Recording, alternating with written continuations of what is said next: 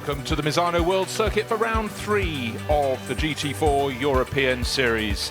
Conditions look absolutely fantastic here on the Adriatic coast at Misano World Circuit. As you can see, the hills behind bathed in sunlight, a light breeze blowing the leaves. Very, very comfortable weather here indeed. 24 hours ago, it was not the case. Absolutely tropical storms came down, a considerable amount of rain, sort of the equivalent of a month's rain, I think, came down yesterday afternoon and evening. The track blown clear of all the rubber, but it's been laid down. You can see the rubber going through the final corner, the turn 16, those rumble strips on the outside, and a lot of drivers this weekend may find themselves transgressing at that final corner when it comes to the race. This is the first of 2 races for the GT4 European Series.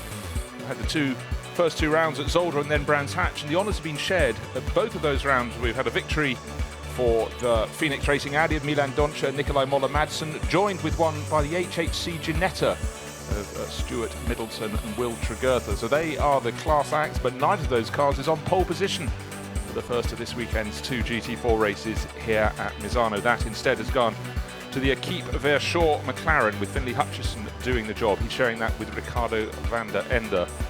So looking to see what Hutchinson can do away from pole position. But the Phoenix Audi number 5, Milan Doncia, will join them on the outside of the front row. So a championship pace setter still delivering the goods in his Audi. Track temperature creeping up this afternoon. It was about 29 degrees last time I checked, and I think it would have risen further despite that breeze. As this packed grid of cars will have 22 rows of cars, 44 cars in all, coming out to play in this 1-hour race. So it's McLaren at the front from Audi, two Audis from Phoenix, actually they're second and third, and then the Autolando Sport Porsche going very well on home ground for Giuseppe Gezzi and Alessandro Giovinelli. The GT4 European Series continues to grow and grow, and take a look at the cars. The Chevrolet Camaros from V8 Racing, always very popular indeed. A couple of those entered Porsche Caymans for so long, the backbone of the championship, along with the KTM Crossbows, but plenty of new shapes of cars. The BMW M4 coming in to join at the sharp end, but it's the Schrader Motorsport pairing that are top of the table, but by a huge margin. Mark Basseng and Philip Bethke just being super consistent. But Patrick Zamparini and Saba Moore 32 points behind them in second place, and third place another 13 points further back for Jörg Wiebahn, who's been racing at GT4 level for a long time, and Jean-Louis Jasper. And so none of the drivers who are featuring at the very sharp end of the grid are at the top of the championship. So it does mean we ought to have a lovely shuffle after the first of the 2 races here at Misano. But for Basseng and Bethke, it's been super consistency that has got them right to the top of the charts, just scoring on every single opportunity. And in the Am Cup, Eric Mouet and David Logier going very well indeed in their Ginetta. But again, much closer in the Am Cup class, so don't expect such enormous changes as they jumble up around Misano. The circuit, though, encourages overtaking. Oh yes, it does. Various points around the 16 turns, 4.2 kilometers in length, and you can hunt a driver for a long time before you can find a place to go past. So Schrader Motorsport leading the Pro-Am honours, the Am honours, as we've just seen. This is a view looking out of turn 10 as the cars snake down a kinked back straight that runs down to 13. The Silver Club there we have Milan Doncia, Nikolai Moller-Madsen leading the overall championship, but only by 3 points from Tregurtha and Middleton. Don't forget, both those pairs done 4 races and they've got 2 wins apiece. Simon Knapp and Max Cobalt tucked in behind. And Stefan Tribadini, one of the most promising young drivers, Pierre-Alexandre Jean, very young indeed, 16 years old. He's down on 42 points, so very much in the mix as he puts down a marker at this level of racing. Pereiras and Pavarud, their fantastic looking Mercedes, tucked down behind them in 5th place overall. So the team's going out onto the grid. The first car coming past my commentary position, it's the pole starting number 10 McLaren. Just tucked in behind the 55 HHC Motorsport Ginetta as the other cars go on around the lap. And there is the rear shot out of turn 16, the final corner called Misano. Buildings in the background. This circuit used to be run in the opposite direction in the days in the early 80s when Formula 2 came to play here. But some great opportunities. If you get up on top of the grandstand, the main building on the left side above the pits, you can see a lot of the 16 turns. a good place to come and watch your racing. And again, towards the end of the lap, down at turn 12, 13, 14, 15, big grandstands on the outside to catch the field as it goes down into one of the best overtaking positions. 10 to 13 stroke 14, it's a kink straight, and then you have to brake very heavily, which, as we know, is the best way to get your overtaking. So there is the Keep Verschoor McLaren on pole position, the number 10 car, Finlay Hutchinson sharing with Ricardo van der Ende. These races, to reiterate, we have the driver change, we have 1 hour of racing. And of course, for tomorrow's race, the start driver is flipped, and the one who's going second today will go first tomorrow. McLaren 570S seems to be going better and better in many hands. Again, it's a car that really does seem to suit privateer drivers. It's nothing too vicious for them. It seems to be something that has very, very good poise and doesn't seem to scare them too much, which is obviously a very good thing. You want the performance to be kind in its delivery in so many ways. Here's the cars on the third row, the Racing One Audi on the left-hand side, Racing One Audi, and the other side the SRO Motorsport car of Rudolf Schulte and Dominik Schrammel, one of the many Porsche Caymans.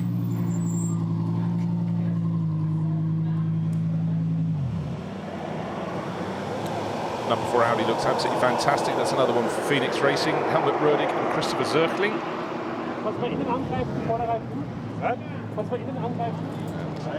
Number 4 car down the order a little bit. It's actually on the second row. Helmut should be starting that on the second row. Very distinctive livery there. As you can see, weather conditions absolutely fabulous. The cars with 44 in all spread around that final corner. They should be able to bring them up a little bit. You can see the grid markings very close together, but the last corner isn't that far from the start-finish line. So definitely an advantage to be in the top few rows of the grid. You'll be able to see the starting lights rather more easily. But let's go down to the grid, and we will hear from Milan Donci. He's down on the grid alongside the number 5 Phoenix Racing Audi with Dakota. Milan, now you're starting P2, front row of the grid, a spectacular place to be. It's going to be a really tough race. It's super hot. Yeah, it's really hot right now, and in the car will be even hotter. I think like 50 degrees. But the McLarens are on pole and they are really quick. Hopefully we manage that we can win, but it will be really difficult because the competition is hard and we got a small BOP change. So yeah, we'll see. Do you think you can handle the heat? Yeah, hopefully. Otherwise we turn on the AC. And tomorrow you're starting on pole anyway? Yeah, that will be better. Brilliant. Let's see how it goes. Thanks. So the Phoenix Racing Audi crew is going very well indeed, and Milan Donci and his teammate Nikolai Moller-Madsen started the season in supreme form, and they won the opening race at Zolder from pole position. They won the opening race at Brands Hatch, but a couple of 5th places in the second race at Zolder. The second race at Brands Hatch has kept them in reach of that HHC Motorsport Ginetta crew.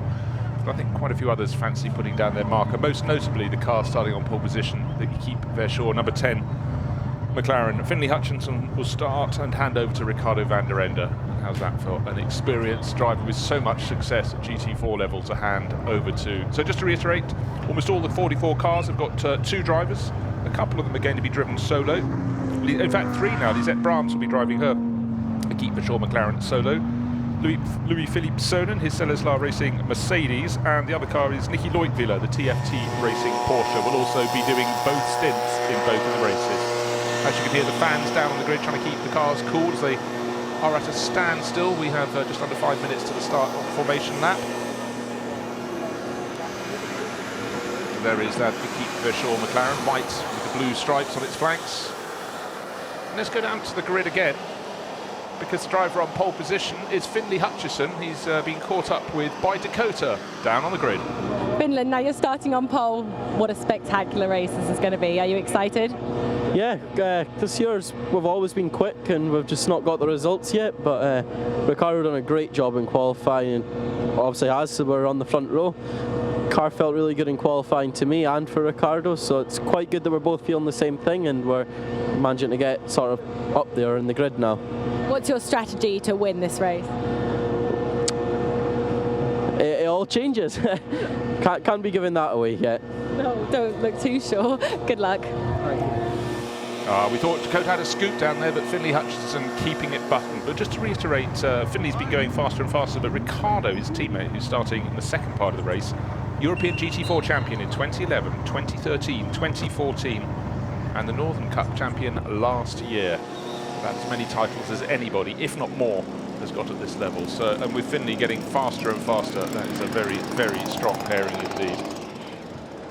So the Scottish driver on pole position, but of course the car alongside, Milan Doncha, we just heard from him, his Phoenix Racing Audi also wants to take a tilt when they get to the first corner. They don't have to go far to get to the first corner. Turn 1, the right-hander feeds almost immediately into turn 2, and it's not a long sprint down there. So a little caution will be required, and don't forget, a little caution has to be spread among 44 drivers. So you could well find yourself being involved in someone else's moment, and the art of keeping yourself clear of trouble is as important as the very tightest line around an apex. As you can see, as we ride on the Segway down the grid, we keep on going. You pass my commentary positions on the right-hand side up in those cabins.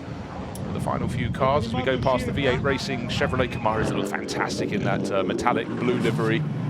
We still haven't got to the back of the grid because those are sitting actually down on row 8. And we go down to row 22, which means it's round turn 16. So people being cleared from the grid, we get to see the cars in all of their glory. And I must say, the standard of presentation just goes up almost by the round. These cars look absolutely brilliant. And last night, when the rain was chucking down, even in the dark conditions, some of them look brilliant. Most notably, the Jean-Louis Jasper Jörg Vibahn Phoenix Racing Audi, which is in that day glow yellow, really looks fantastic. And there is the man. Most people can't operate a camera properly, but Mike Hawkins can do it when operating and riding on a Segway. So truly skilled. It does give a lot of dynamism to the flyby down the grid. So the challenge for those at the very tail of the grid is just to get their 3-wide technology BMWs up to the final corner, round it, and then they get onto the start straight. But they will have a grandstand view of all that happens ahead of them and hopefully be able to pick off a place or two. So Gwenal Delomier and Lewis Floss bringing up the rear as we set off on the formation lap I mentioned. That pause, the drivers, we had them interviewed, the front 2 drivers, and those on the front row suited, put their helmets on, got on board. In fact, most of the drivers delaying until the latest moment possible to get into their cars. They know it's going to be warm. Here is the starting grid. Number 10, McLaren on pole position. Finley Hutchinson, Milan Donchi in the Phoenix Racing Audi will start alongside. Then Helmut Rudig and Giuseppe Getzi in the Porsche from Orlando Sport on row 2. Row 3, Lungstrasse and Ovega. So Ovega will be challenging Schulte. Then Tregertha and Middleton, they've won 2 races, but they're down on row number 4. Great start. Stephen Patrick up onto the 4th row in his Bullet Racing entry, and that's higher than we normally see them. So I think we've had quite a jumble here with all the rain that came down yesterday. It rather affected the qualifying order, and certainly the track time they had was curtailed by heavy, heavy rain. So it was really down in qualifying to being able to put your lap in and put it in very early on. No time for procrastination. So 44 cars set for an hour of racing. The first of the 2 races here at the Misano World Circuit for the GT4 European Series. And still we go down through the grid. Still some quick drivers way down the grid. 21st, 22nd position. 3-wide technology have brought 3 of their BMWs there trying to make their way up the order, but such is the level of competition. But it's very, very tricky indeed. What used to be much easier to be close to the front end in the GT4 European Series, but with every race it seems to become more competitive. So if a team is delivering consistently, they really, really are on top of their game. Just had a quick sight of the Walero Aston Martin, Fiona James, Matt Nicol-Jones, looking for some strong results. They've had a fair bit of bad luck this year so far. And there is the car that stands out, whether day or night, that number 6, Jean-Louis Jasper Jörg Vibahn Audi, looking absolutely stunning in the bright sunshine.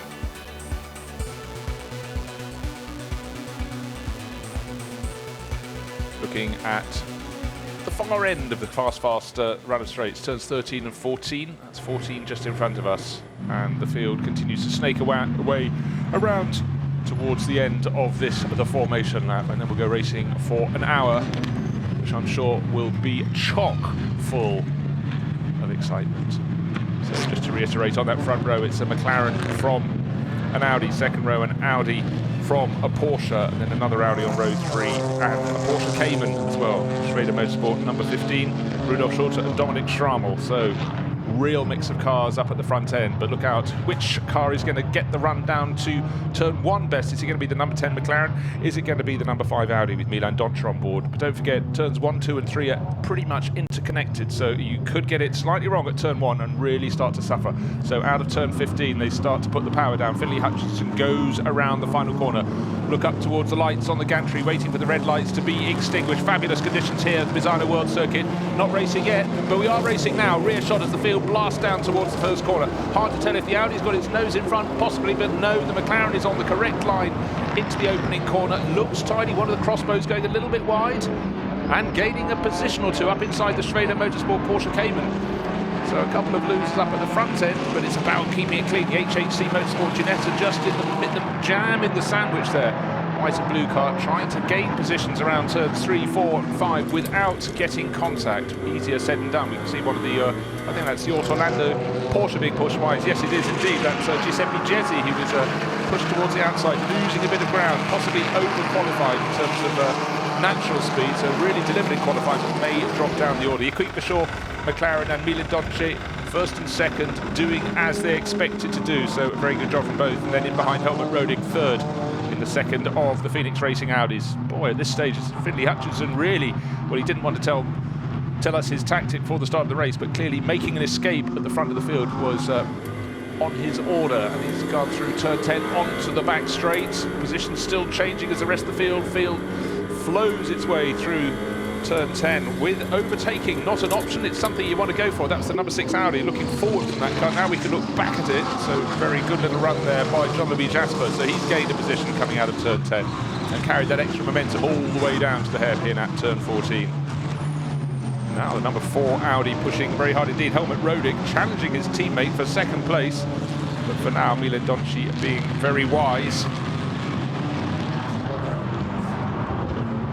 In fact, it's the number 2 drivers. They've flipped the drivers over. My mistake. So in fact, sorry, I beg your pardon. It is indeed Finlay Hutchinson who goes second, and it's his teammate Ricardo van der Ende who's pulling away. And likewise, it's Nikolai Moller-Madsen, and tucked in behind Christopher Zirkling. They're the first 3. That number 6 Audi really pushing around Jörg Wiebahn, having a great deal of fun, trying to find a way on one side, then again on the other.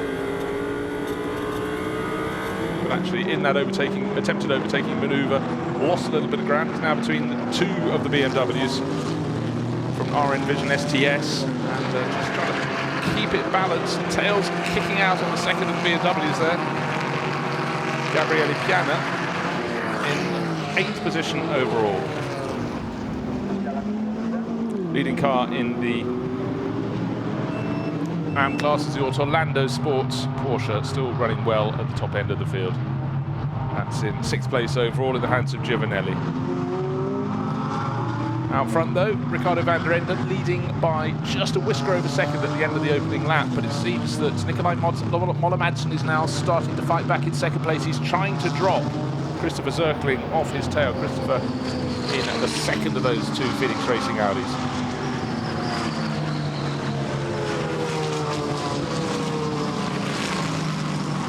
112 pushing on as well, right in the mix of the tail of that bright yellow Audi.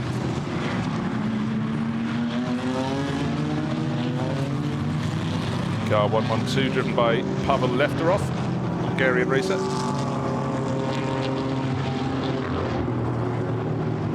So hard to know where to look at the moment. Every possible point on the circuit where these cars are, there are bunches of them, 2, 3, 4 in a row trying to overtake, and here comes a lined up overtaking manoeuvre. Looks like it's going to be pulled off, and 33 Andy Merrick, the Bullet Racing Mercedes, they raced a McLaren last year, going again very well indeed. That front damage, just looking at the front wing of that BMW, it might have been shade on the car, so the little bit of wing damage. We'll take a look from the other side, but unfortunately for the 15 crew, going slightly backwards there. It's Dominic Schrammel who's lost a little bit of ground as Andy Merrick makes the positional change. Here is a replay of the start of the race, and it's Ricardo van der Ende leading into the first corner from Nikolai Moller-Madsen. So McLaren ahead of Audi, and the second car in the field, second Audi in the field, tucking into 3rd place. looking on board from the number 6 Audi, Jean-Louis Jasper. Very busy, but really, really well behaved from everyone. That's turn 1, and as you can see, almost immediately into turn 2, I think the Bullet Racing Mercedes might have had a little tap on the back of the Schrader Motorsport Porsche Cayman. But really very, very sensible indeed. They managed to get round through, this is turn 4, without contact, which is not always a given. So Ricardo van der Ende is now leading after 2 laps by 1.099 of a second. Christopher Zirkling just a second back now, having been shaken off by Nikolai Moller-Madsen, and the field going down toward turns 13 and 14, those quick kinks down to 14, which is a hairpin, where they're really heavily onto the brakes. That's just there's turn 14, and they have to snap back across the other side of the track, over to the right here, right curves a little bit, sometimes cloud the curves on the inside. As you can see, they're big, stuck down sausages, rumble strips if you would call them that, and then you've got some more of those coming on the exit of turn 16. There's some on the inside of the corner, you can see just to the right there, bang, you can hear the cars going over the top of them. So this is Jean-Louis Jasper chasing very hard. He's now behind Pavel Lefterov, so the BMW 112 has just moved ahead of it. That's 112 right in front of us now. And an incident between the 112 Pavel Lefterov BMW and the driver of car number 6, which is the Porsche that started on the second row, Alessandro Giovanelli, under investigation.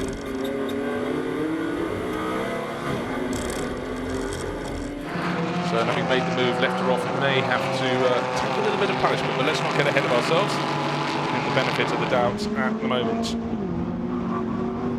So for the Bulgarian driver, he's just got to press on. And an incident between car number 9, which is one of the V8 Racing, Duncan Hausmann's V8 Racing Camaro, is being investigated for having pushed Cedric Freiberghause's Phoenix Racing Audi. So a little bit of juggling and jostling, but we'll see what happens. But out front, it's Ricardo van der Ende leading away now by 1.056 seconds from Nikolai Moller-Madsen, first and second. McLaren ahead of Audi. Audi in third place. And now another place gained by Andy Merrick. He's gone ahead of Dominic Schulter, which we saw. So going well in fourth place. What's his lap speed like? Yeah, he's faster than Christopher Zirkling. So the car in third place could be under pressure very soon indeed. Oh, a big tail out moment there for number 9, Duncan Hausmann. He's the driver who's under investigation for possibly pushing car number 3, which is the white and blue Phoenix Racing Pro-Am entry with Cedric Freiberghaus at the wheel. A couple of places further back, 12th position overall is Stuart Middleton. Don't forget, he's had a really good run this year with 2 wins, but right here at Misano, he didn't qualify well, and he's paying the price for that. Stuck down in traffic, he's just in behind the Aston Martin and the Auto Orlando Porsche, which continues to go back down the order. Car number 76 started from 4th on the grids in the hand of Alessandro Giovanelli, lost out through the first few corners and continues to be hunted down. You really feel that HHC Motorsport Ginetta will find its way past, and fairly soon. Fastest lap of the race last time around by the driver in second place, Nikolai Moller-Madsen. So going very well at the front of the field, but Ricardo van der Ende, 0.849 of a second clear. It's not much, but he'll take it. Going up to turn 10 now. This is the field coming back past the paddock. Well, alongside the start-finish straight, but going in the opposite direction, diving there into turn 8, also known as Quercia. Plenty of runoff, but plenty of space to be embarrassed when your car might have just gone too deep into the corner. So Stuart Middleton now trying to get past the Auto Orlando Sport Porsche. Continues to be overtaking. Certainly the the RN Vision STS BMWs are picking their way with every lap further forward. And that's another place. Dominic Schulter has been pushed back down to 6th. Gabriele Piana has advanced, but another BMW, car 39, not going quite so sweetly, as you can see, with a spin there for Sylvain Debs. He's in the AM class. Up front, though, there is the race leader, Ricardo van der Ende, in second place, and chasing after him, Nikolai Moller-Madsen, getting closer now, 3/4 of a second down. That's how they stand at the moment in the Silver Cup class. And Gabriele Piana, who's third in the Silver Cup, we saw just move up into 5th place overall, and Stuart Middleton is running down in 4th in Silver Cup class, but still down in 12th position overall. So it shows how we've got some Pro-Am runners really going very well in the overall mix. In fact, the top driver in the Pro-Am class is 3rd overall, Christopher Zirkling in the number 4 Audi. But first to second, It was over a second, it went down to 3/4 of a second, and it's come down to less than that. I'd say maybe not even half a second, a third of a second, as Ricardo van der Ende in that Keep Visual McLaren is being pushed very, very hard indeed, because Nikolai Moller-Madsen 2 wins to his name already in the first race of the opening round at Zolder, the first race of the 2 at Brands Hatch, and fancies making it 3 first race wins in a row here at the 3rd round of the championship. Misano World Circuit, 16 corners around its 4.2 kilometre length. Certainly provide plenty of opportunity to get close, but the key is to where and when to make that passing manoeuvre. If anything, out of the hairpin there at turn 10, a better exit from the McLaren driver, and McLaren is that bit sleeker. Certainly down the straight, it has an advantage already. I've just had a pit caller come through, drive-through penalty for car 112. I can't tell you if that was for pushing another driver off the track. And I'm afraid for him, I think that was the car that just came through the pits beneath me. Yes, that would make sense. So there it is, drive-through penalty. Looks like he was going to stop rather than drive-through. So it could be a misunderstanding. To my understanding, a drive-through means you drive through, but he appeared to be pulling in front of his pit. Maybe thinks it's a stop and go. Whoa, massive moment in the background. That's the driver in 4th place. Andy Merrick, very, very entertaining through the final corner of the lap. He's getting under increasing pressure from Gabriele Piano in the 111. BMW as it closes in, the RN Vision STS entry, but first a second has closed right up again. Here is the challenge for the lead, and taking the lead with a fair degree of aplomb, but then immediately again to lose it back again to the McLaren, but the McLaren's on the outside line, so job done by Nikolai Moller-Madsen. What a fantastic move there at the front part of the lap. Through that snaking first sequence of corners, brake very late. Got in position now down to turn 8. The job has been completed. So Moller-Madsen now leading away. Let's take a little look in the background. Oh, that's one way of taking the corner. The E-Sky Maserati, Roman Kresge being driven with considerable aplomb and just short of the barriers there, using all of the gravel possible to slow it to a sensible speed. But a bit of a setback for the Maserati there. Now coming round to lead for the first time, but under increasing pressure again, because Ricardo van der Ende may have been passed, but he doesn't fancy being beaten down through the fast kinks. They go turn 13, and then they'll have to brake hard for the next corner, turn 14, out over the curbs, but the racing line is covered there by Moller-Madsen. There is turn 14, the exit thereof, tighter exit from the McLaren driver. Ricardo van der Ende not close enough to make a move. In fact, you don't make a move at turn 16. That was 15. But what you do is you get as close as possible to see if you can get a run up. Very short start-finish straight. There is the start-finish straight, but again, out of the corners, van der Ende in the McLaren much, much tidier. In the background, you can see the car in 3rd place, Christopher Zirkling.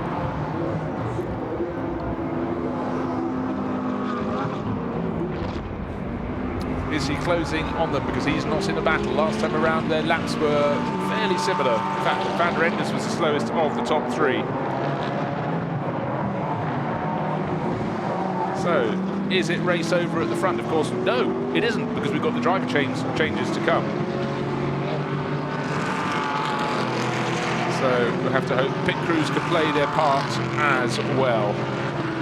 Andy Merrick in that Bullet Racing Mercedes up into 4th place, but he's definitely being hounded now by Gabriele Piano, who's made his way forward and worked his way up the order into 5th place. There is the Aston Martin going very well in the hands of the moment. Car number 60, Matt Nicol-Jones, 8th place overall, gaining places on the V8 Racing. Camaro's trying to gain positions. That's Nicky Pastorelli right on the tail of Stuart Middleton, both getting very close indeed to Jörg Wiebahn in that bright yellow Phoenix Racing Audi. God, doesn't make a wonderful rumble, that Camaro. Nothing like a V8 engine to my ears, it must be said. Matt Nicol-Jones pulls out in the Academy Motorsport Aston Martin, not close enough to take a move, but close enough to have a look. The second of the V8 Racing cars in behind there. So Duncan Houseman in number 9, and the sister car, Nicky Pastorelli, there he is, number 18. So they're running respectively in 7th and 11th positions. In fact, fleetingly up into 10th is Nicky Pastorelli, and Stuart Middleton trying to fight back in the 55 Ginetta. They just swapped positions earlier in the lap. Almost pushing Jean-Louis Jasper, sorry, Jörg Wiebahn started that car. through the final corner, 3-car train. There it is, the bright yellow Audi in behind the V8 Racing Chevrolet Camaro, and tucked in behind that, the HHC Motorsports Ginetta into turn 1, enough space to make a manoeuvre, straight into turn 2, rumbling over the curves on the inside, no gap left by the Camaro racer. He's going to run a little bit wider out of turn 3, Variante del Parco up to turn 4. Is there a space up the inside? Absolutely not. Oh gosh, is there any space at all between the 76 Giovanelli Porsche and Hamza Ovega in number 16, which is one of the Audis entered by Racing 1. Very tight indeed. I felt when I looked at the grid that the Autolando Sport Porsche starting from outside of row 2 would probably go backwards in the field. Sadly, that has proved to be the case, but still hanging on there. But now Giovanelli down to 12th place overall. Great racing just at the tail of the top 10 though. Jörg Wiebahn hanging on to 8th place, 20 seconds down on the race leader, but he's busy in the office, I think you can say, because being pushed very, very hard indeed by Nicky Pastorelli. The V8 racing cars have been making their way up the order, certainly through the course of this race. Having started on the 8th and 9th rows. In fact, Duncan Hausman needs real applause outside of row 9, and he is now running around in 6th place overall. Last time he gained another position as he worked his way up the order. So really coming good, these big rumbling Camaros.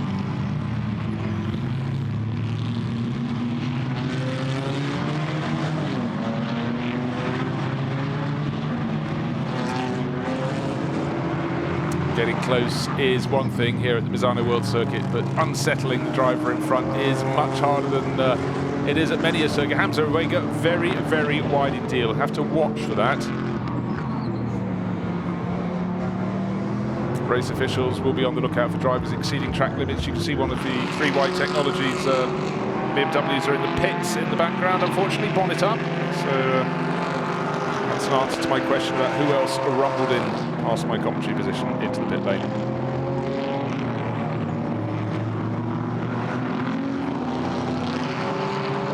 It's one of the 3 White Technology cars. It should be Beniamino Caccia who's sitting in the pit lane. He's last on the timesheets.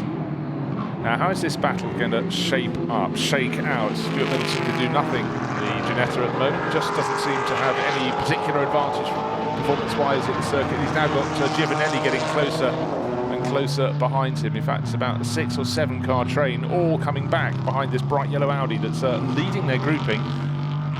Jörg Wiebahn in 8th place overall, but as you can see, super tight in behind. Of course, there are performance differences between these 2 cars now. Well, there was a choice from Wiebahn. I want to take the wide line out of the corner. You're not quite close enough to dive up the inside and challenge me, and I might have a quicker exit speed. Here's a replay. It says safety car on the graphic. I don't see any. Oh, safety car procedure, it says on the timing screen as well. So no overtaking, back you go. And the signal is because unfortunately we have a Mercedes stuck in the gravel. That is why the safety car is out on the track. So it hasn't picked up the leaders just yet. You can suddenly hear the engine notes starting to drop.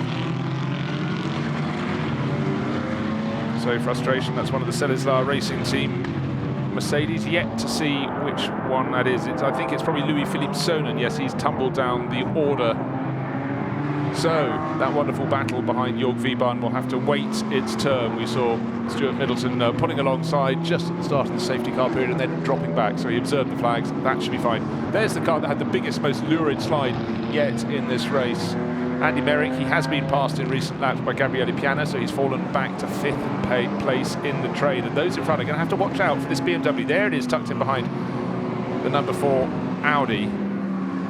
And certainly in terms of picking its way up the order, that has been very, very promising indeed for Gabriele Piana. Started on the outside of the 6th row, is now up into 4th place. And with this safety car, he's got an opportunity to get ever closer before, when we go to the restarts, with the field being led around by Nikolai Moller-Madsen. Ricardo van der Ende second in the Akit Vachon McLaren, 3rd place and 2nd in the Phoenix Audis, Christopher Zöckling. But there is Piana lurking in behind. And there is another car that's moved up the order, the bright blue V8 Racing Chevrolet Camaro, both with Duncan Heisman and the sister car with Nicky Pastorelli, 6th and 9th. They've moved up a long way. So pit window delay expected. So that means that when they can first come in and make a pit stop, a driver change, in the case of those that have a 2-driver lineup, all but 3 of the cars do. They cannot come in just for now while the safety car procedure is being completed, waiting for that Mercedes to be pulled away. And in fact, it could well be Baz Schuten who's off in the gravel. The sister car, I thought it might have been Louis-Philippe Sonnen, but Salazar Racing Team, I think it's Baz Schuten who's sharing with Bob Herber, but is deep in the gravel, requiring rescue. So safety car period, almost one-third distance in this 1 hour race, just approaching the pit stop window, and that has been delayed for now. We'll wait for further signal. I must say, Ricardo van der Ende did a good tidy job to get away in the lead at the start from pole position, but after a handful of laps he started to be hunted down by Nikolai Moller-Madsen, and started to show the form that's helped him to 2 wins in the first 4 races of the championship. But Moller-Madsen very positive in his overtaking, and it must be said that Ricardo van der Ende has been around long enough to realise if you're going to be passed, and there is no doubt you're going to be overtaken, don't make it difficult. Let him pass, tuck him behind and see if you can fight back. And the Dane came through, so very tidy and a lot of respect between the drivers at the front end of the field, which is great to see, something you build up over the decades of racing together. And it's great to be able to trust your rival competitors. So yes, absolute proof. It is Baz Schuten who is stuck at the side of the circuit. One or two great looking, well in fact there are 3 Mercedes enters by the Salazar Racing Team, but the two of them have a similar livery. It's silver grey with black underneath and green flashes on them, whereas their sister car with Johan van Arum driving has red flashes, but they do look good. I must say the AMG Mercedes, a very tidy, purposeful looking car.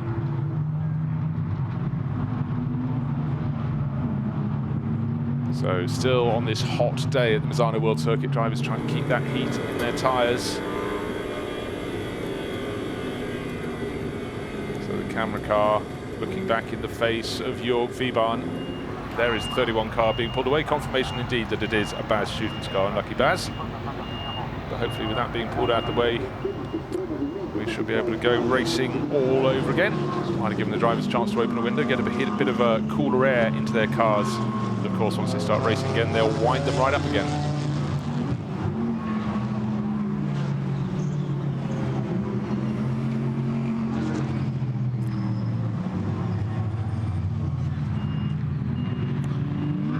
Car 39, just having a look at that in the general mix. Rewind technology started down the back of the grid in the hands of Sylvain Debs. So good to see the GT4 version, the M4, becoming increasingly popular. And certainly if you look at the front end of the field with Gabriele Piana up to 4th place. Safety car still out. We've got a few people visiting the pits. We've got a message saying pit window delay confirmed, new window to be announced, but someone has called into the pits. Trying to identify which car it was that came past me. Christopher Zirkling, he was 3rd position overall, and I think they're going to have to wave him through because the pit window isn't open. Oh dear, that could be a bit of a dropping of the ball, unfortunately, for the car that started from 3rd on the grid in the hands of Christopher Zirkling, but is wanting to hand over to Helmut Rödig. You can see, just trying to see where the car is. It's tucked in the pit lane, but it shouldn't be in there. Has he got a front left puncture? So the mechanic's taking a look at that corner, no hurry to put the other driver on board, but this is really unfortunate for the duo. Christopher Zirkling started from 3rd on the grid, the engine's fired up again, but has he overshot his pit as well? They're looking at, is it a cut in the tyre? No, clearly not, because they want him back out onto the circuit. There wasn't a driver change. Oh, maybe it just felt a little bit different going at the lower speed behind the safety car. So instead of being up at the front end of the field in 3rd overall, it's step up 1 position everyone else, and he will join at the back of the train of cars behind the safety car. There's the sister car leading the race for Phoenix Racing, Nikolai Moller-Madsen. He'll be handing over shortly to Milan Doncha. And that number 9 Camaro now up into 5th position overall in the hands of Duncan Houseman. Pit window will open very soon. Safety car in at the end of this lap. That's good news. The lights will be out very soon indeed on the roof of the safety car. They're out now, so certainly those behind, led by Nikolai Moller-Madsen, know full well what they have to do. Now, do they choose to come in just under 3 minutes' time? Or do they want to wait another 11 minutes beyond that when the window will close?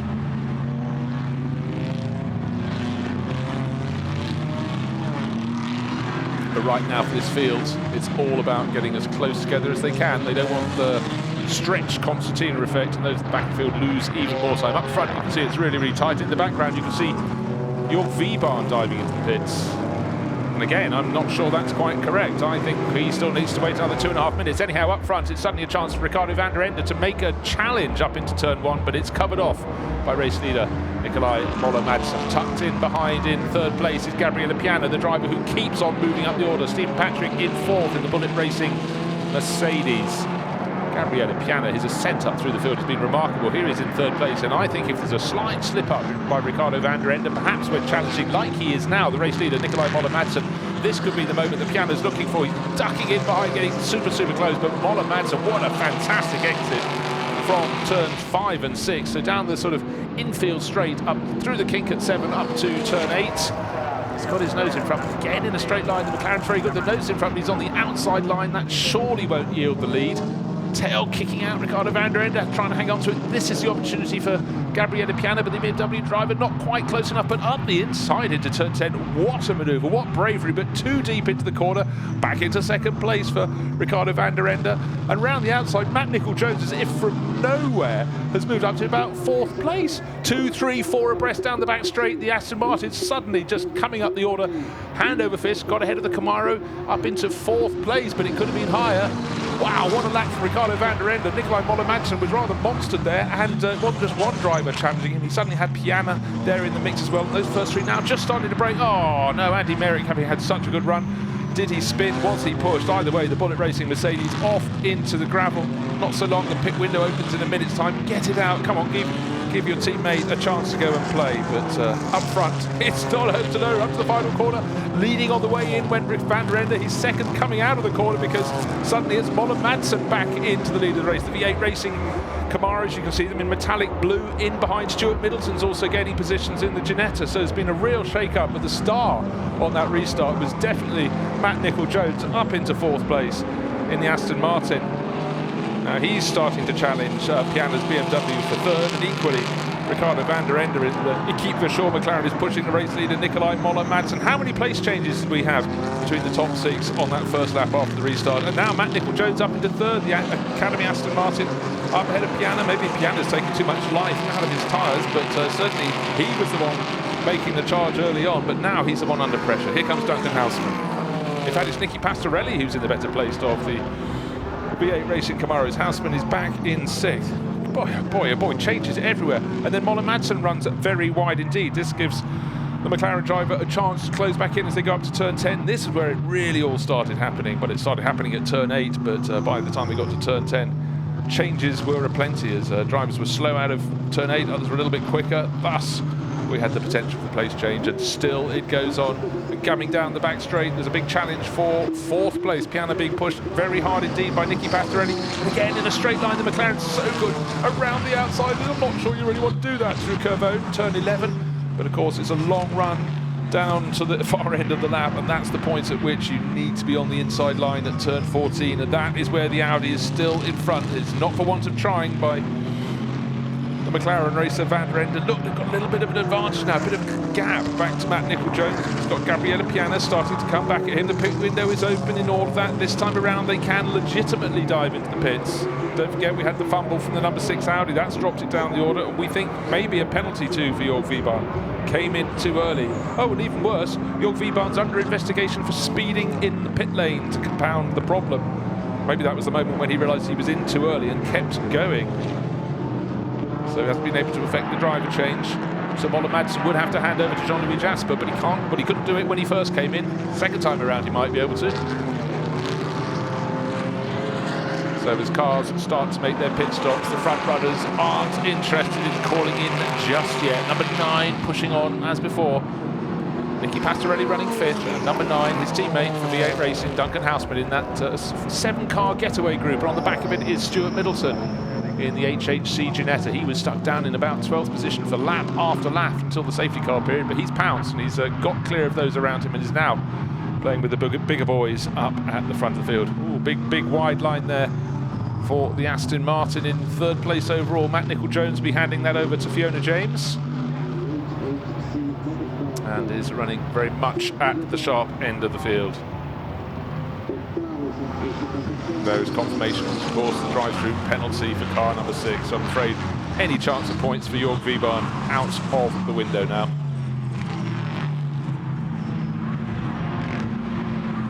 So I think with the pit window having been shifted back, it just caught out some of the teams. Perhaps their radios weren't working, perhaps no one thought to tell them. And certainly for Jörg Wiebahn, that has been an expensive mistake.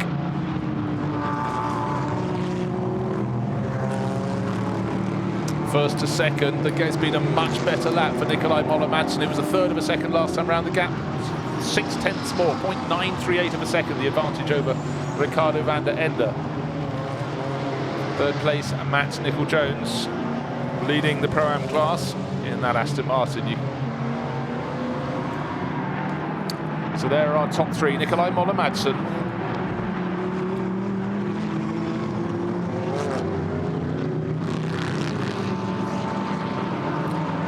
so fair bit of argy-bargy, bit of pushing wide in that lead battle and all the way down the field.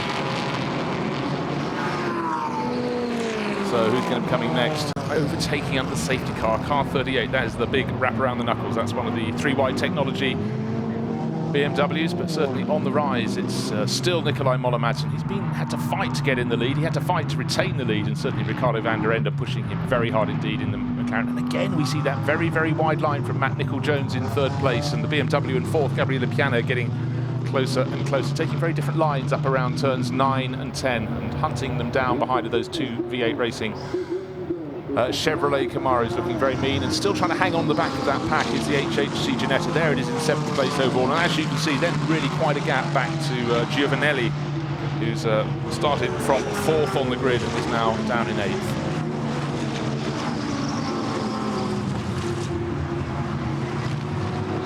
Car 87, nice new livery for this year. That's Nico Rindisbacher will be handing over to Paul Rees. And that's not quite at the sharp end of the field. Giovanelli still hanging on, being hunted down. Giovanelli has got the 88 McLaren Alain Valent tucked in behind him in the Pro-Am class.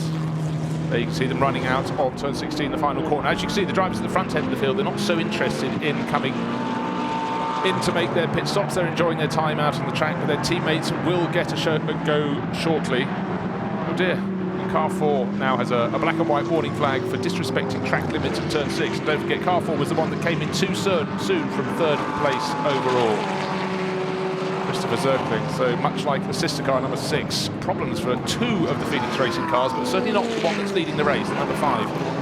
Looking very good. 1.1 seconds clear of Ricardo van der Ende, and then there's a little bit of a gap opening up back to 3rd place, and Aston Martin still hanging on. Cars breaking into packs of sort of 2 or 3 further down towards the tail end of the top 10. Yet again, that very, very wide line through turn 9 from the Aston Martin doesn't seem to hinder it, but from the long shot, it makes it look as though the BMW behind in Gabriele Piana's hands has an opportunity to go up the inside. So pit window's still open, but these front runners are going to be coming in very soon indeed. I think they've still got 5 minutes to play with. We end with 22 minutes remaining on the clock. You can see we've still got 27 minutes.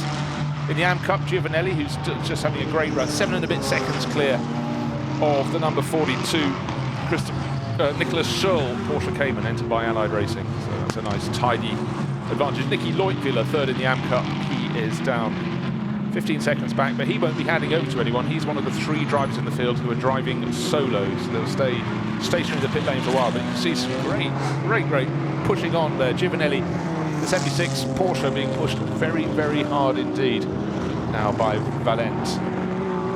Gabriele Piana's just dived into the pits from 4th place. The others in front staying out for longer. So it's Nikolai Moller-Madsen, Ricardo van der Ende, and then Matt Nicol-Jones. There is Gabriele Piana's BMW 111 making its driver change in the pits.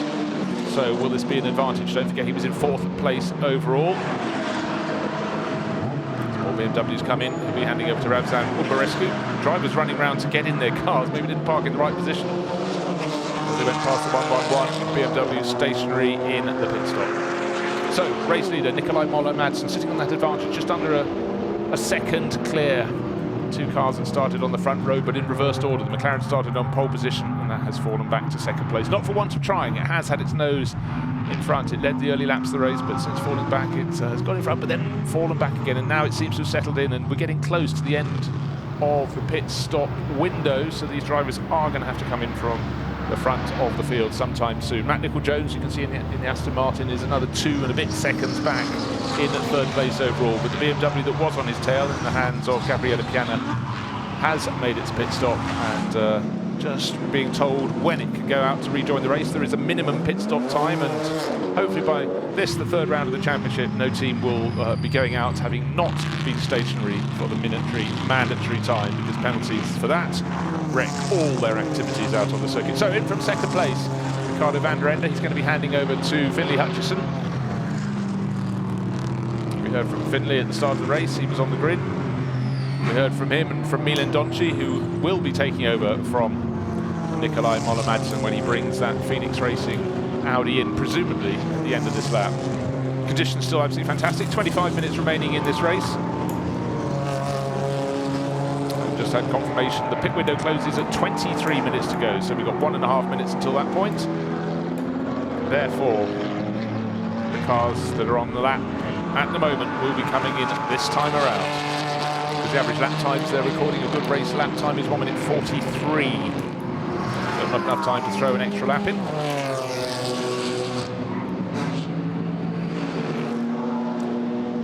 The number 9 V8 Racing Camaro, Duncan Hausmann, will be handing that over to Luke Brahms. And that did very well to move up from the 9th row to run in 6th place overall.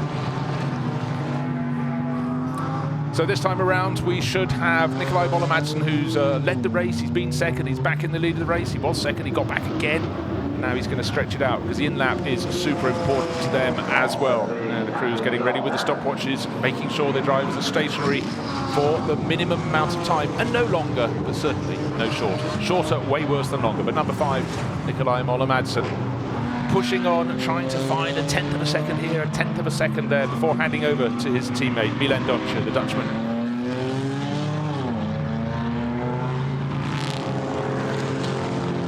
The window's still open, but as you can see, it's nearly coming to an end. It comes to an end when it says 23:00 at the top of the screen. Just been a massive hit in the pit lane from the race leader. Nikolai Moller-Madsen coming in has just hit the barriers underneath my commentary box. I heard a car spinning, and I don't know what the damage is, but it was a big hit. So look out for the number 5 Audi in the pit lane. That was a very surprising moment. He did that. I was talking about him doing the quickest in-lap he possibly could. And still, there is the damage on the front of the 111 car. Let's have a look. Which corner of the rear? Yes, you can see this corner on the driver's right rear has taken the hit on the barriers. He obviously came in too fast. He's probably going to go around and have a look at the back of the car, because it's a curved, kinked entrance to the pit lane. On the inside of the final corner, the rear wing is obviously all askew as well. Oh dear, what a great race he had. And then just that moment, it's sort of a bit like David Coulthard in the Australian Grand Prix in about whatever year it was, at Adelaide in the 90s, when he hit the pit entrance and blew his opportunity. So for Nikolai Moller-Madsen, he drove a fantastic 35 minutes in the race. Great racing, really fair racing with Ricardo van der Ende, and then suddenly the advantage is with this car. Now in the hands of Finlay Hutchison. It challenged for the lead, it led, it went back to second place. Now clearly in the lead of the race, because the Audi will probably go back out into the race, but it's certainly hampered by that collision at pit entry, so it really will be a case of move up everyone. Finlay Hutchison, Scottish racer, the number 10 McLaren, won't know unless the team has managed to spot that. They won't see it on the screens, but you don't have a camera down beneath my box, but there's a definite screech of tyres and a thump of a car hitting the barriers, and unfortunately for the number 5 Audi, it completes the form problem for the Phoenix Racing team. With the sister cars, number 4 and 6, have had drive-through penalties, and they've come into the pits too soon, and now an unfortunate unforced error at pit entry. And the number 5 car just trying to shave those final 1/10 of a second off its lap time before hitting the pit speed limiter just beneath the commentary box. Instead, he hit the barriers beneath the commentary box, and so that really should put the advantage. And who knows if it's going to be the race win, but certainly the race lead should now be going to that number 10 McLaren for Ricky for sure. Well, the Audi's come back in front of it, but let's take a look at the damage. That rear wing on the far side, the end plate was kinked up. Well, he's come back in front. I just wondered if he'd get in front, but more to the point, how the car is going to handle. haven't even managed to take that bodywork up on the right rear corner. It goes on like this, and the bodywork is still tight. No, it's coming loose already. He might have to have a warning for that, but the McLaren is looking one side, looking the other. You can see that bodywork flapping out, but still, Milan Doncic is leading the race. But that bodywork, watch it at speed, that might start to come away from the rear of the car. Finley Hutchinson will be able to see the damage. He's going up around the outside, but we saw his teammate Ricardo van der Ende also taking to the outside. No, that's not going to work at the early part of the lap, but trying to tuck underneath could be good for the McLaren. Again, in a straight line, it's a little bit quicker, it's a little bit sleeker, but put on the grass, that's fairly tough.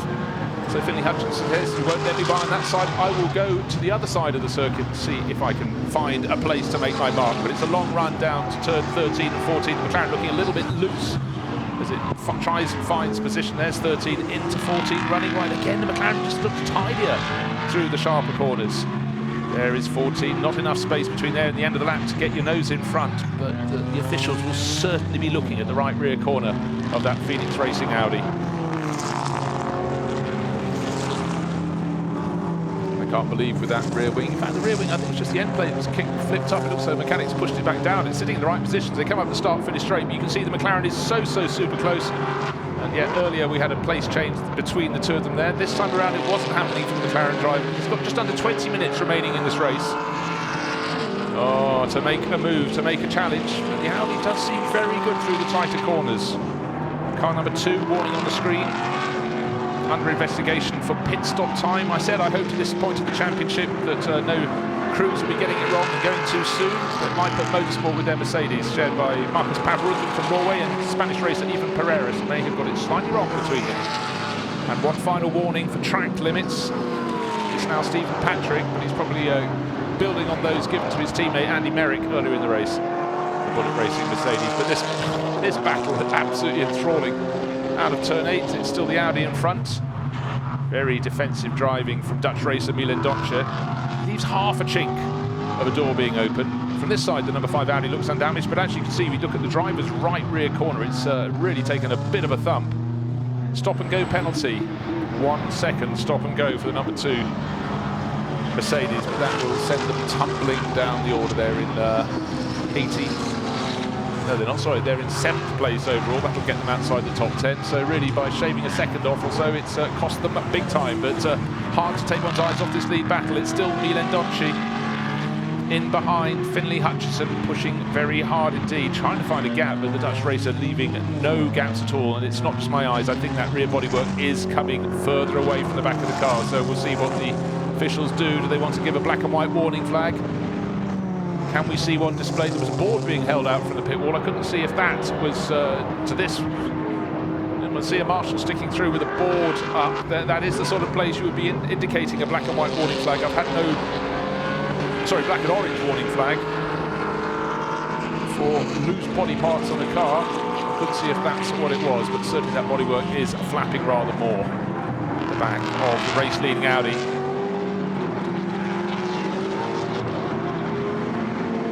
Ooh, tail starting to swing around on the McLaren now. Sometimes happens when you get a little too close in behind.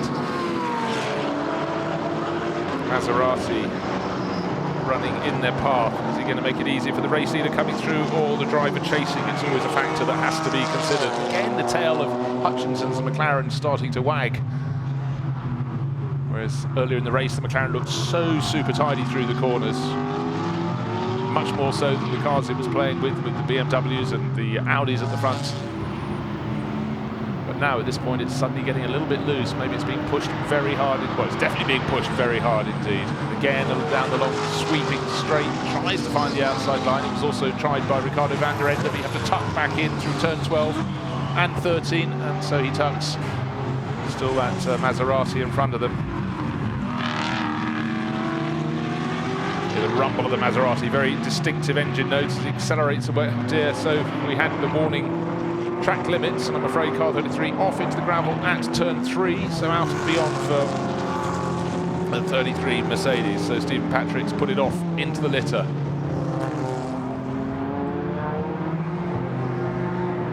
Maciej Marcinkiewicz just in the way of the race-leading duo.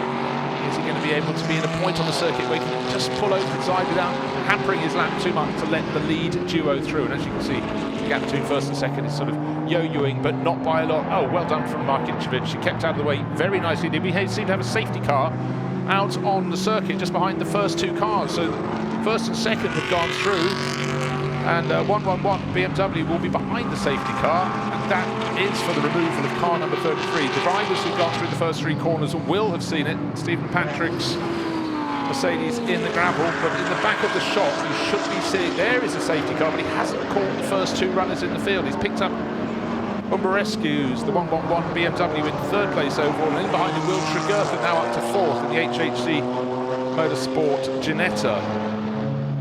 So they've made place gains, but he hasn't picked up the first two, and now they appear to be running at reduced pace while waiting for this car, which is embedded in the gravel. Bullet Racing Mercedes to be pulled clear. See the edge of the track, see the deep gravel bed and the coloured runoff area where the pickup, the rescue vehicle, is now on terra firma. Hopefully he can get that Mercedes out of there, but of course with the safety car the field will be backing up on itself. But don't forget, those first two cars were ahead of the safety car. The safety car is about turn 11, a kinked right-hander, Curvone as it's called. Well, there's a replay of Andy Merrick just getting, not Andy Merrick, sorry, having handed the car over to Stephen Patrick. Stephen Patrick going for a little bit of a spin. But here running at reduced pace. Clearly the first two cars in the field, but they need to be behind the safety car instead of almost, well, they're half a lap ahead of it. There's Markinchevich in the number 14 Maserati Gran Turismo. He's showing with his fellow Pole, Lucas Kresge. Shouldn't be too long for this Mercedes to be recovered, but what we need to do is get our race order recovered. SC at the boards being held up around the circuit, waved yellow flags to all of the crew, but this pair, the car with the tattered rear end, the race leader, and Finley Hutchinson in the McLaren tucked in behind, are not in the train of cars behind the safety car. So it could lead to a longer safety car period while this is all sorted out. First and second cars in the race just going through turn 8. You've got the long shot looking down from turn 10. The safety car is waving everyone through, so as soon as he worked that out, after 3/4 of a lap, he's waving the entire field through, then he'll pull out and eventually pop up ahead of the first two. But what that means is the rest of the field has now got to get a real move on to try and get back round to get as close as they can to the tail of the car in second place. Tail of the car in second place, well, will be protected by the Maserati, which is running around behind them. But the rest of the field has to catch up with this lot, because otherwise, if they're released, they will have gained effectively 3/4 of a lap, and that will nail down first and second. In which order they finish remains to be seen.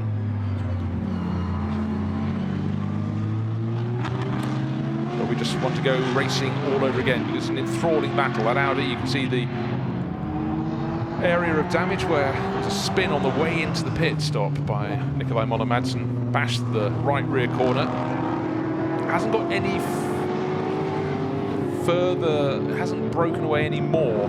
Certainly after the first couple of laps it was hanging out a bit more, but since then, maybe because it's running at reduced pace behind the safety car, it has been loose. So there's the Bullet Racing Mercedes back in the race, being pulled clear. There is the safety car looking to pick up the race leading duo. He just missed them when it came out onto the circuit. So he'll run very slowly indeed. Having waved the others through, now waiting for our race leading duo to come onto his tail. It's not, well, we just need the Ginetta to go through, white, yellow and red Ginetta. Go through, and then we should have the race leader onto his tail. That number 5 Audi is the car he wants to have behind him. So the Ginetta is indeed waved through. That now has a lot of sprinting to do to try and catch the tail of the field. That's the one that has potentially lost out the most. Weirdly, very nearly ran off the track at turn 8 as he set off. So the race leading Audi tucked in behind the safety car.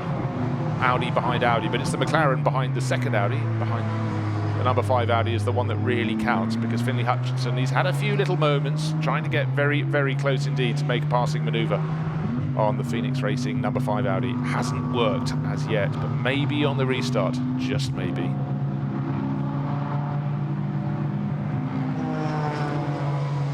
Still no warning screens, suggestions of a black and orange mechanical failure warning flag for the number 5 Audi. So they've obviously decided that rear bodywork is flapping, but it's not looking as though it's going to break any further clear.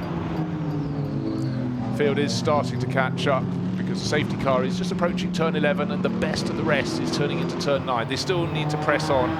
Hopefully we'll have another lap enabling them to catch up, but in fact if they really get a move on now, but it's up to the train to be as close as they possibly can, and with some wise old heads on board a lot of these cars. Luke Brahms, for example, he knows his stuff. He's running in 6th place, but he needs to get a bit more of a move on, and so does the sister car, Wolf Nathan. And they're doing that now. In fact, by the end of this lap, we should be good to go. Someone just pulled off the circuit on the exit of turn 8. So something's gone wrong behind the safety car. It looks like it's a Porsche Cayman. Can't quite tell as I look into the sunshine. But the good news is the front end cars, safety car in at the end of this lap. So yes, indeed, he's done a good enough job. Yes, there is the BMW Umberescu 111. He's tucked in behind the Maserati that's running 3rd in that train of cars behind the safety car. The Maserati is a lap down though. So safety car in at the end of this lap. We are about to go racing all over again. Now, will it be the damaged Audi that goes on to win this race? Will the McLaren be able to dive through with Finlay Hutchinson on board? Or could it be the BMW tucked in behind that gets to make the move? So out of the final corner, the hammer is dropped by Milan Doncha. Looked like a better run up the start-finish straight by the McLaren, but he's on the wrong line. He's on the outside line as they go into turn 1. His nose is in front, but he's going to have to back off so he can turn into the corner. Not enough alongside to try and get ahead into turn 2. He's ducking in the inside, and again Milan Doncha's got his cover. He said, if you're coming around the outside, coming past me, you've got to go the whole way around the outside of the Valiente del Parco, turn number 3, but he's got it covered up to turn 4, and that Maserati is rather obstructing the Umberescu BMW behind. That's giving an opportunity to Will Tregurtha in the Ginetta. They both want to get past the Maserati. It's nowhere near as quick as they are, and as they don't get past it at this point, it means the Audi leading the race, number 5, and the number 10 McLaren are making good their escape. You can see Umberescu flashing his lights. He's got to be more positive than that down into turn 10. The Maserati stays as wide as he possibly can. Will Tregurtha trying to get a bit closer. They're still behind the Maserati though. This is a challenge again up the outside to turn 9. Finlay Hutchinson, we've seen this before. He shows wide and then tries to dive up the inside at the tighter corner, turn 10. Doesn't make it work, but his car is sleeker in a straight line. So down this long run from turn 10 to 13, 14, which are at the end of the straight, this is the opportunity, but they're always shown the outside line, and yet again, no change there. Milan Doncha says around the outside you will go, and well, around the outside he did go. What a fantastic move for the lead of the race there by Finlay Hutchinson. We've seen him out there before. He hasn't managed to complete it. He's gone through the flick at turn 13. He's still in front, and the Audi tries to go up the inside. Is there going to be contact down at turn 14? The Audi is back in front, but he's on the wrong line for when they get to turn 15. So what a great job, and he's not backing off either. He's going to run right the way around the outside. Gives a little bit of a barge there. Was the contact between 15 and 16? But through 16, the final corner, it's the Audi back in front again, which seems a shame because that was such a bold move from Finlay Hutchinson. He really did deserve to keep the lead there, but certainly Milan Doncha being very robust indeed. There were a fair few swerves and the battered, broken BMW in behind after those early contacts is really pushing on. See what he can do. He can see this battle, wants to get close to it. He's managed to drop the Ginetta. Will Tregurtha doing his utmost, but can't quite stay with it. And with 7.5 minutes remaining, there could still be more challenges at the front. It could be the McLaren winning the race, it could be the BMW, but at the moment, by being super robust and never ever giving up in an opportunity, Milan Doncha leading that bodywork is now starting to hang a little bit lower off the back of his Audi. And just for the sake of housekeeping, car 43, Jan Kasperlik, his was the Porsche Cayman that pulled off. At the very point, they're just passing on the right-hand side of the screen, you can see it pulled off. There is the lead battle all over again. Milan Doncha leading from Finlay Hutchinson. Hutchinson again looking for the outside line at turn 9. And then the tighter entry to turn 10 onto the back straight. Again, it doesn't quite work. It was exactly the same position as last time around. And don't forget, the McLaren that much better down the back straight. Again, is mounting manoeuvre. Again, it's to the outside of the corner. This time, though, Doncha, the Dutch racer, has got his nose a little bit further forward in the mix, and therefore should be okay. But again, just more speed and more bravery around the outside goes Hutchinson. But don't forget, he was challenged up the inside. He's going to be challenged again. Is there going to be contact down at 13 as it goes to turn 14? But Doncha has done a carbon copy to regain the lead. It's chopping and it's changing at the various points around the circuit here at Misano. And if you you've just arrived and you're looking and you think, did the McLaren clip the back of the Audi and do that damage to the race-leading car? No, it was on the way into the pits, the driver change. Nikolai Moller-Madsen spun the car, thumped the barriers, got the car going again, and by dint of there being a minimum pit stop time, was able to have the driver change in good time. Didn't look as though they got the sticky tape out to repair the back of the Audi, however, but he came back in the lead of the race. It looked as though the McLaren was going to be able to just simply move ahead, but the Audi doesn't seem to be affected by the rear end contact, so it must simply be bodywork damage. This time around, the McLaren just simply isn't as close. So, are we going to have a change at the front? Rescue still pushing on very hard indeed in the third place BMW. In behind him, Will Tregurtha, actually marginally closed in last time around. So here at the top four, there's a little bit of a gap back to car we've hardly talked about. Number 16 is up into 5th overall. It's Hamza Ovega, handed over to Markus Lundstrass. And Lundstrass leading the Pro-Am class is in 5th overall, just at the back of the shot. But up front, though, of course, we keep our eyes on the screen. We keep our eyes on the battle between the number 5 Audi from Phoenix Racing and the number 10 Equipe Verschoor McLaren. They're holding down the first 2 places. They've got plenty of company behind them, but here comes yet another move down that long straight up to Cavone on the outside, as he has been before. Trying though this side, the inside, he wasn't closing around the outside fast enough. He's been chopped up the inside before, but this time he had just too deep into the corner. I'm afraid our race leader is no longer the race leader. Milan Doncha has taken the country route. How he's managed to miss the barriers on the outside. He cut across. He was shot by Hutchison going up the inside rather than the outside this time. Missed his braking point. And for Nikolai Moller-Madsen, he can't watch anymore. They fought so hard. They had the contact, thought they might have blown it, and yet to still be challenging and leading this race. It was all looking very good indeed. As the clock counts down, they're into the final 5 minutes. And there's actually a little warning message on my screen. Overtaking of car number 5 and under 10 under investigation. Overtaking under safety car. Well, let's ignore that for now. Here is the BMW, now in 2nd place. Umberescu building on the work started by Gabriele Piana. Likewise, Finley Hutchinson, all those dives, and finally one paid off for him. But really, it was the fact that the car he didn't manage to pass this time around was the one that went spinning out of the lead of the race. Milan Donchi has rejoined, but way down the order. He's in fact crossed the line in 6th position overall. But here's a replay, up the inside rather than the outside this time. And was actually nowhere near the Audi when it lost its moment, just simply left the braking way too late into turn 13. Turn 13 turns to 14, and that is one way to go and meet the marshals. But Donchi didn't waste actually too much time, kicked up a cloud of smoke, cloud of dust as he drove out of the gravel trap. But for Phoenix Racing, suddenly they're down the order. And now we've got there, 16, and we've got 2 of the Audis nose to tail, Markus Lundstrass and teammate Patrick Zamparini, also from Racing 1, up into 4th and 5th positions, both running in the Pro-Am class. 3 minutes remaining in this race. So it's going to be Hutchinson from Umberescu and Will Tregurtha in the HHC class. In the Pro-Am Cup class, it's Lundstrass who's running in 4th overall, Zamparini in 5th, and Wolf Nathan, who is 7th overall in one of those 2 V8 Racing Camaros. So it shows the Pro-Am runners can run right at the sharp end of the field and really very, very close to the Silver Cup runners. So 16 leading the way, Markus Lundstrass 4th overall leading that Pro-Am Cup class.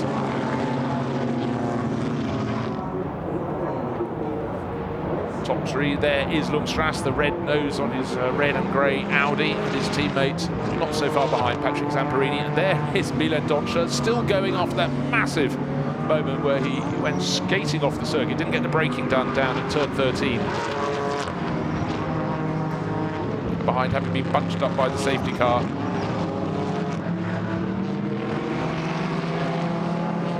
Big off-track moment for number 6 in front of my commentary box, now yet more challenging.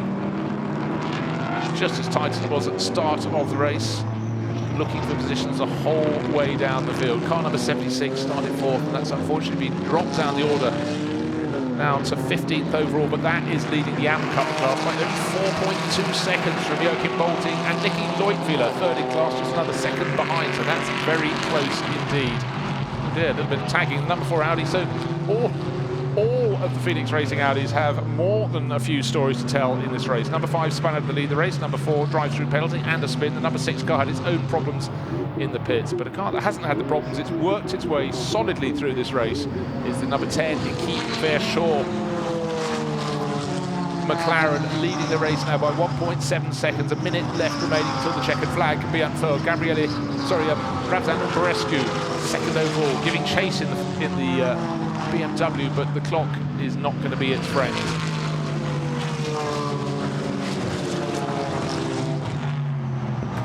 So place is still changing all the way to the flag. 40 seconds added to the race-leading McLaren and the number 5 Audi, I'm afraid. You can see, so there is our race leader, and he's got 40 seconds added to his time. So suddenly that means victory is going to go, surely, to Umberescu's BMW. Will Tregurtha will now take second place. Third place will go to the top car in the Pro-Am class, Markus Lundstras. Of course, that message won't have been got through to the driver who's going to take the checkered flag in the lead of the race. It is the number 10 McLaren. What a shame. There's been some really sterling drives by the number 5 Audi crew and the number 10 McLaren crew, but with those 40-second penalties, they're going to come away with absolutely nothing from this event other than another chapter called experience. So we've reached the end of the 1 hour point now, and the car that will be first to the finish line that will take the checkered flag will have a 40-second penalty added to its time, and that will drop it somewhere, I don't even want to do the maths, way outside the top 10 of this field. So nothing is over till it's over. There is the car that is going to come through and take victory in the race. The number 111 BMW.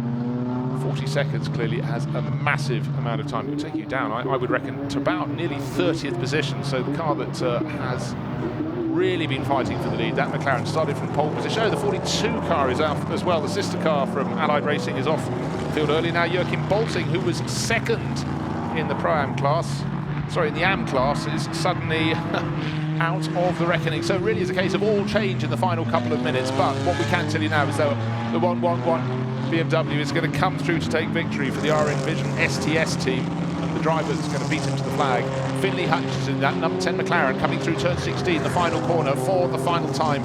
We'll see the checkered flag, but he will not be the winner. So victory, well, he's still listed as the winner, but with 40 seconds, I can guarantee that we'll see him tumbling down the order. So Umberescu would have won the race from Will Tregurtha. Third across the line, Markus Lundstras in the number 16. Racing 1 Audi, and his teammate in the 77 Audi crosses the line in fourth.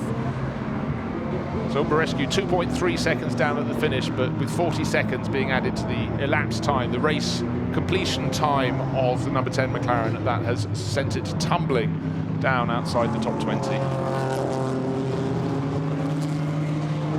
And Giuseppe Getzi should be heading for victory, but only just from Nicky Leutwiler in the Am class. You can see that 76 Porsche coming through in about 12th place. I think those are applauding each other. I have to just check that's the RN Vision STS team, so they do know their drivers won. Equally, there'll be despondent faces up at Equipe Verschure. And yes, just to confirm that the Am class was won by Getzi from Nicky Leutwiler. And third place in class went to the number 30 entry of Nicolas van der Donk. But, well, what a race of incident. It's clearly not over. There's a crabbing Mercedes. Obviously had some contact. Look how that can't keep a straight line on the grass. So even right at the end, we were having moments out around the circuit. So, how did 5 and 10 lose the race? Look for the safety car. There's the safety car. They've just that's on the circuit, and they've just overtaken the Maserati. So it's down to a matter of seconds. They should have been able to see the safety car coming out of the pits. They would have just come out of turn 2, entering turn 3. They'd have been shaping up the Maserati, suddenly seen the safety car, but they were already making the passing manoeuvre. So it's very, very hard form for both of them. But with a 40-second penalty, Finlay Hutchinson has ended down in 20th position overall, and Milan Donci down in 25th. Not so long ago, they were contesting the lead of the race, so it really was a case of all change. Gosh, so much incident in this GT4 European Series event. But actually, you have to say that though the first two, the 5 Audi and the number 10 McLaren fought so hard, this number 111 BMW came up from the outside of the 6th row, fought its way cleanly up the order, and takes a really, I'd say, a very deserved win. Gabriele Piana kicked it off. Razvan Umberescu brought it home. And a car that's featuring very well this season, the HHC Motorsports Ginetta Will Tregurtha, got that up to second place. At one point it was running around in 12th, so a lot of joy and almost unexpected joy there. Umberescu very, very pleased with life. And Gabriele Piana, who was able to watch that unfold from up on the pit wall, yeah, he's a very happy man indeed. So, massive Intermark rivalry, huge amount of overtaking and ducking and diving through the course that race, and what a great advertisement for the GT4 European Series. So that was a phenomenal series of events. It lasted an hour. It felt as though it lasted only half an hour. It was went by so quickly, and I don't think there's a driver in that field who doesn't have a story or mishap to go with their activity through this afternoon. But it's been thoroughly entertaining from start to finish, and it really was right the way to the finish with that late 40-second penalty for the two cars that have been fighting out for honours for the majority of the race at the front of the field. The Phoenix Racing number 5 Audi and the Equipe Verschoor McLaren that started from pole position. They've come away without the points that really they probably very much deserved. And car number 8 has also picked up a 40-second penalty for causing a collision. That was Mark van der Aar and Koen Burgarts. But let's go down and join our winners from the 111 BMW. Ravsan Umberescu and Gabriele Piana.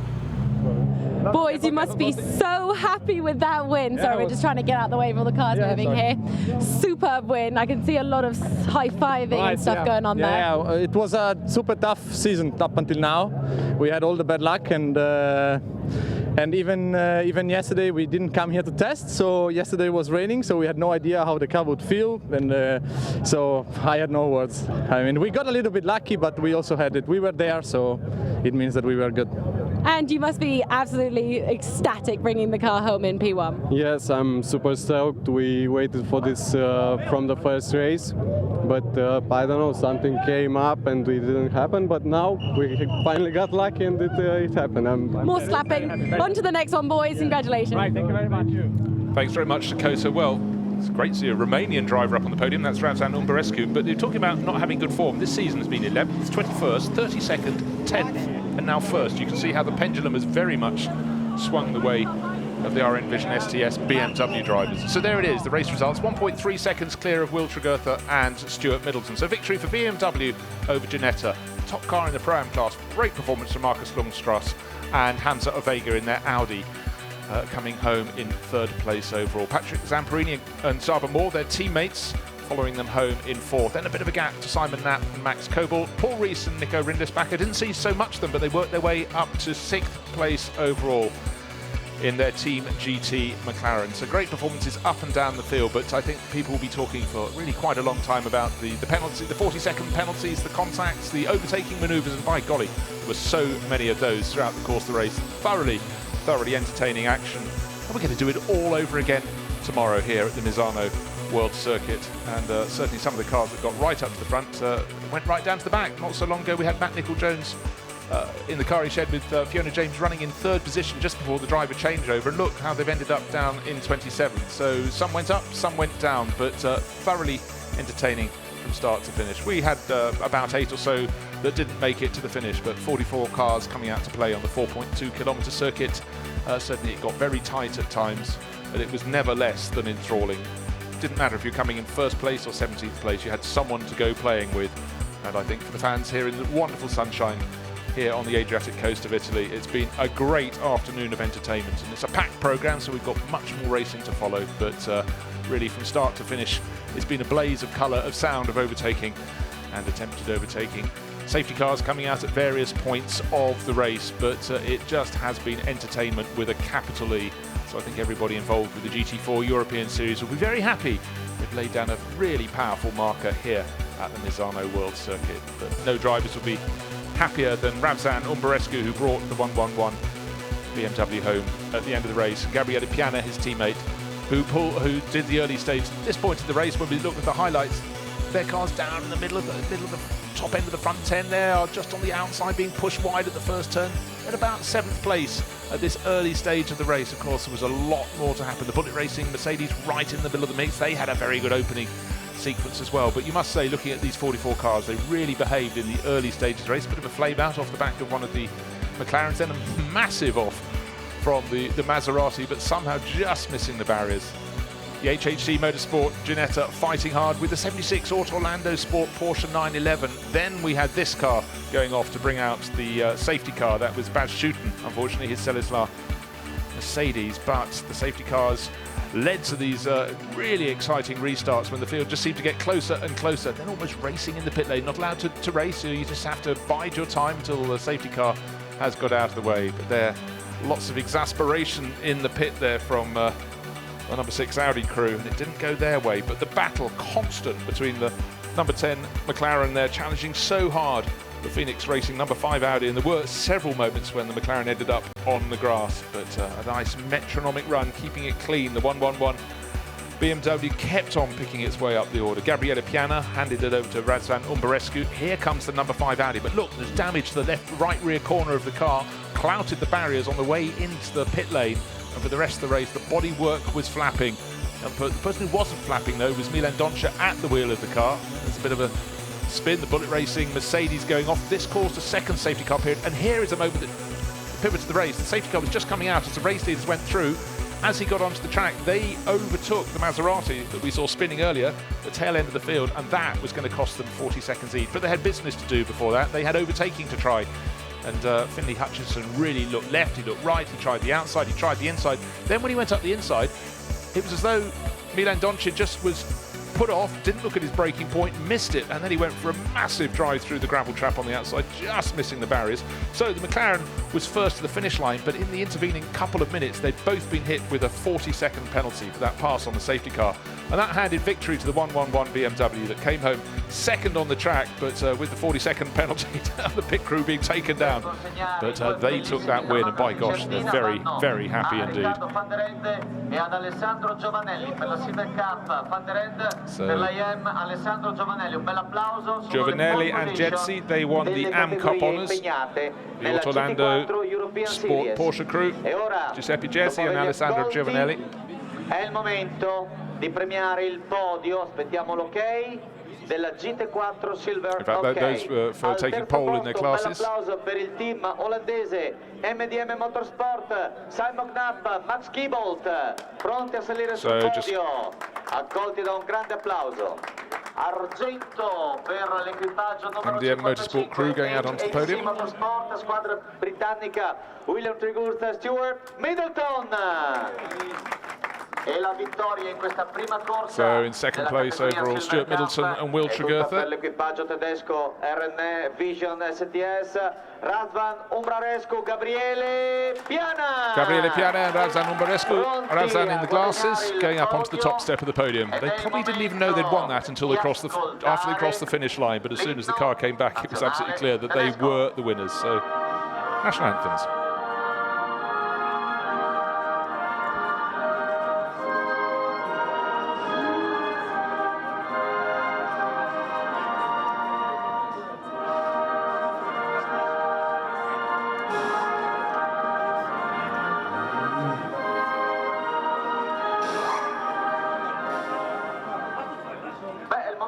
Di cominciare a premiare i protagonisti, perché vogliamo consegnare i trofei. Sarà ovviamente Max Brams a consegnare il trofeo per la terza posizione, quindi il team MDM Motorsport, Simon Knapp, Max Kiebolt.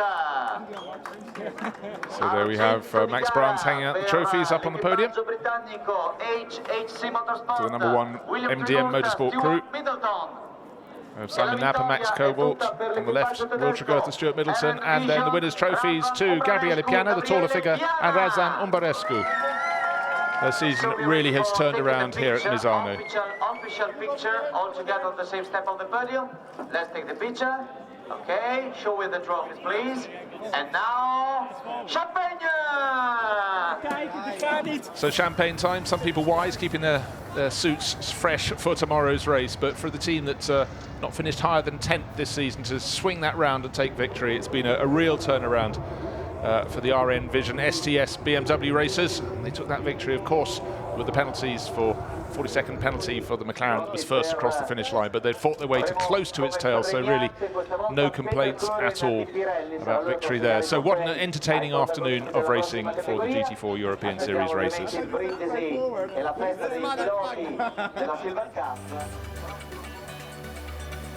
So by taking second place, Tregurtha and Middleton have a good 14-point advantage. Knapp and Cobalt, being third in the rankings, have moved to second.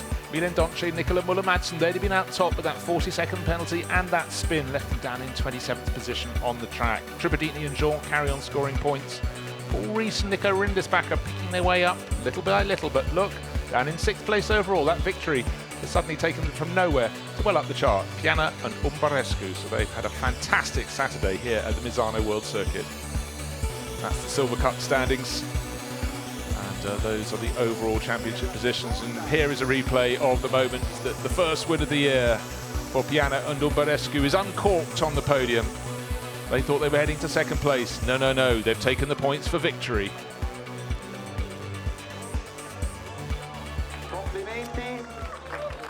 So the overall challengers up on the top. Now we're going to the other podiums. Of course, we have 3 full podiums here.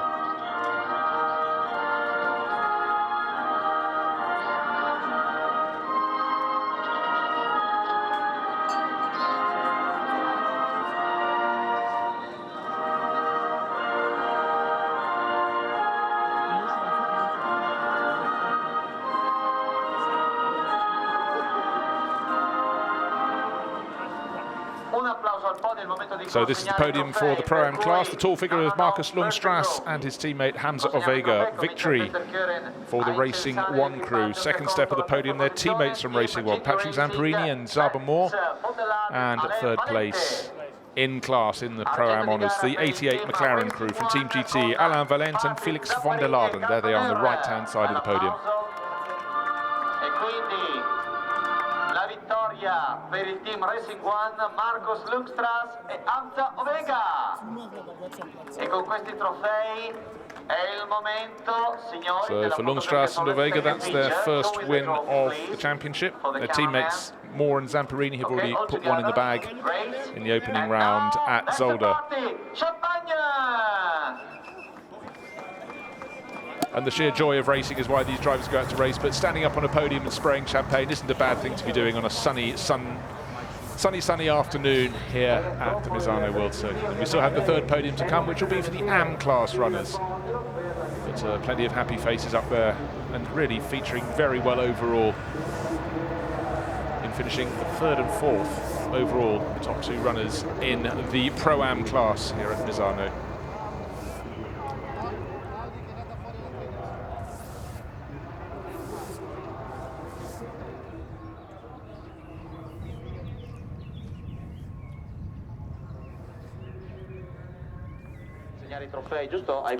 So now the podium for the AM class runners, and having started 4th overall, they did go backwards down the field, but the 76 crew took it away. So car number 30 crew, Johan van Rom and Nicolas van Dierendonk, 3rd in the AM class in their Celleslar racing team Mercedes.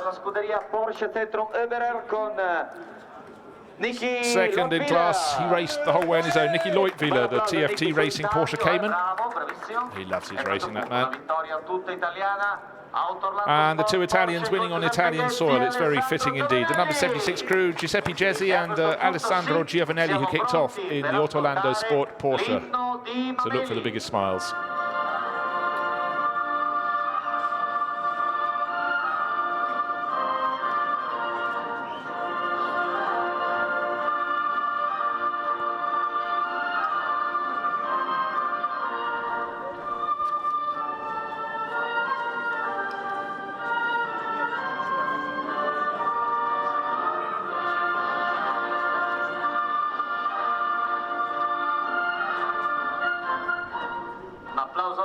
Siamo pronti per consegnare I trofei. Sarà Peter Koeren sempre che rappresenta Pirelli, fornitore unico degli pneumatici di questo torneo. Ai protagonisti. So that's a first win of the year in the AM class for the Autolando Sport crew.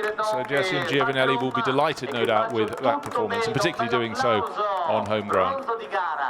L'argento di gara invece spetta alla scuderia Porsche Centrum Oederer Zurichsee by TFT Racing. nome molto lungo, pilota è uno solo, Niki Lotbiller. Bel applauso a Niki, perfetto, non ci resta che incensare. In fact, on an afternoon as warm as we've had, Niki Lotbiller will feeling a little more tired than his rivals up there, having done the race all on his own. But for Giovanelli and Jesse to win on home ground, really a result that will truly delight the Auto Orlando Sport crew. Great show with the trophies, and now champagne.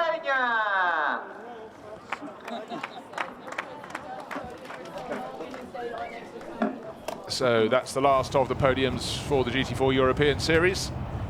It was a phenomenal race with a considerable amount of action, and we had surprise new winners. So join us again tomorrow when I will very much look forward to taking you through the action.